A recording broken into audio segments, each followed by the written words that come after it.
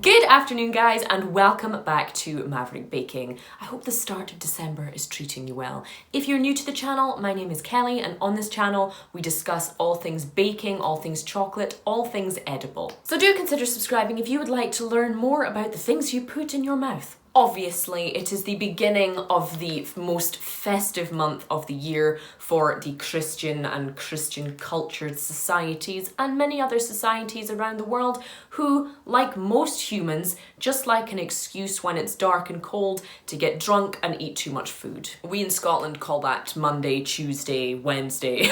Yes, today we are talking about a Christmas chocolate product. Now, this is a giant festive indulgence, a titan of Yuletide treats. We're talking about the Lindt Snowflake. I've never heard of it either. So this little creation popped up on the shelf of my local co-op while I was scouring for some reasonably affordable new Christmas products to review for you lovely people. Now, while all the usual suspects were there and all of our lovely cheap selections of cheap chocolate, this thing sat, a cat amongst the pigeons, looking a bit more sophisticated than some of the other things around it. But don't be fooled, it's likely to be very similar chocolate in just slightly shinier packaging. So the Lindt Snowflake, this cost me about 70 pence, I believe. It is a milk chocolate snowflake filled with a creamy white filling. Now, it's all very ambiguous, I must say. When you look at the kind of further description on the back, we are told this is milk chocolate with a creamy double milk filling. Now, if you guys can tell me what single or triple milk are, please do, because I am none the wiser. But today I thought I would just pick up this little treat and let you guys know, if you see it, if it will be worth your money. So I don't know if this is really marketed at children or adults. It does have some fairly kind of cute little snowman and I believe a robin or a squirrel or whatever kind of creature is atop that tree. But I feel like the packaging is slightly aimed at kids, but at the same time, the gold, you know, the sort of that feminine Lindt font, I feel like this is also marketed at the mums. I have no idea. So we get into it, and of course, this is about 60% packaging, and the snowflake just takes up the kind of bottom third of it. Interestingly, the first thing I notice is that it is split in half. It is... I don't know why. I don't know if this is something that's meant to be shared. It is very small to be shared if it's aimed at adults, but otherwise it is actually quite cute. It is shaped like a snowflake, it has a snowflake printed on top, and we do always love when chocolatiers, chocolate companies, and chocolate manufacturers put some effort into the appearance of their chocolate. But I'm going to try and break this thing in half anyway to see if that is the purpose of this line. Not too bad. So we got a fairly clean snap, and we can now see inside this interesting double milk filling. Now, it's looking very Kinder to me at the moment. As far as I'm aware, though at the moment I have not yet Googled it, as far as I'm aware, Lindt and Kinder are not owned by the same company. So I don't know if that is a thing, but this looks and smells a bit like a Kinder product to me, because this doesn't look like a kind of soft truffle filling. It's more like a sort of set, extremely milky, sweet, vanilla-y white chocolate vegetable oil paste. Yummy. But I do like Lindt chocolate. It's one of the sort of mass-marketed cheap chocolates that I can never really resist. And when I say cheap, it actually is quite overpriced for what it is. Anyway, enough chat. Let's taste this festive offering from Lindt and see if it is worth your money.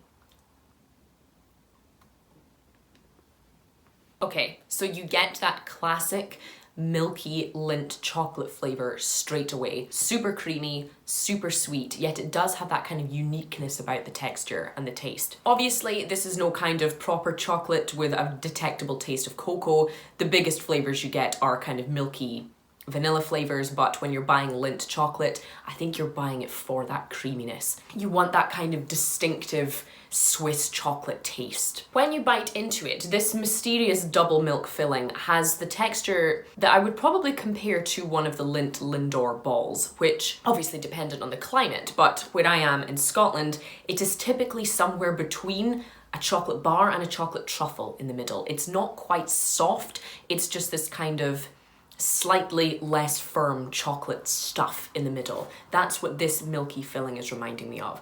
If you've ever had either the dark blue Lindt Lindor balls, which I believe are dark chocolate with a milk filling, or if you've ever had the stracciatella Lindor balls, which are the white chocolate ones with the cookies and cream filling, that's what this filling is reminding me of. Very Kinder, very nondescript, a bit like the filling of an Oreo. You can't quite place a flavour other than creamy. It doesn't taste of white chocolate. It doesn't taste just of vanilla.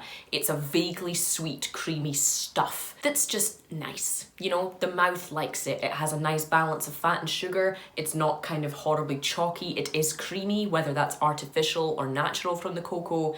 That's what it's like. The flavour is one I would describe as quite appropriate for children. There's no kind of complexity to it. There's no texture contrast. It's just this sweet, milky thing that I imagine would be an absolute banger in a child's lunchbox or anything along those lines. But that being said, it's also one for any of the kind of white chocolate or milk chocolate lovers amongst us who do just enjoy a sweet bit of chocolatey stuff every now and again. Does it taste festive?